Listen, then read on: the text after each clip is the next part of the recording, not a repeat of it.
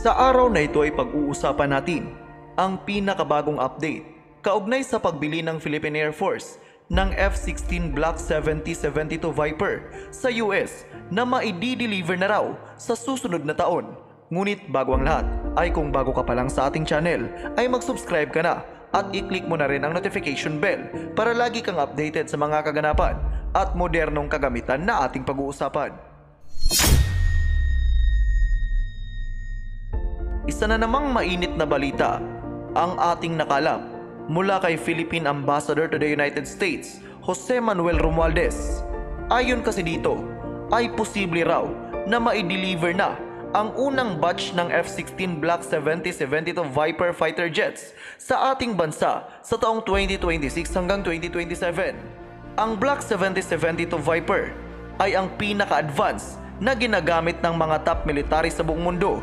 Kaya kung totoo man ito, ay malaking upgrade ito para sa ating Philippine Air Force.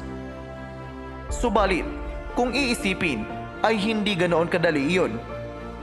Ayon sa Max Defense Philippines, mukhang malabo talaga na magkatotoo ito unless mangyari ang tatlong bagay. Una, dapat makonfirm ng Pilipinas ang order within this year kasi kapag lumagpas ng 2025 pa tayo nag-order, ay mas lalong madedelay ito.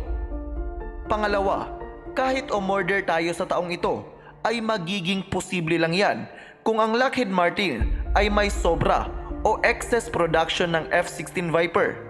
Ibig sabihin ay gumagawa sila ng fighter jets kahit wala pang final buyers, hoping na may bibili later. At pangatlo, kahit may sobra pa silang units, dapat pumayag muna ang ibang mga bansa na nauna ng umorder na i-divert muna sa Pilipinas ang ilang jets na dapat ay sa kanila mapupunta.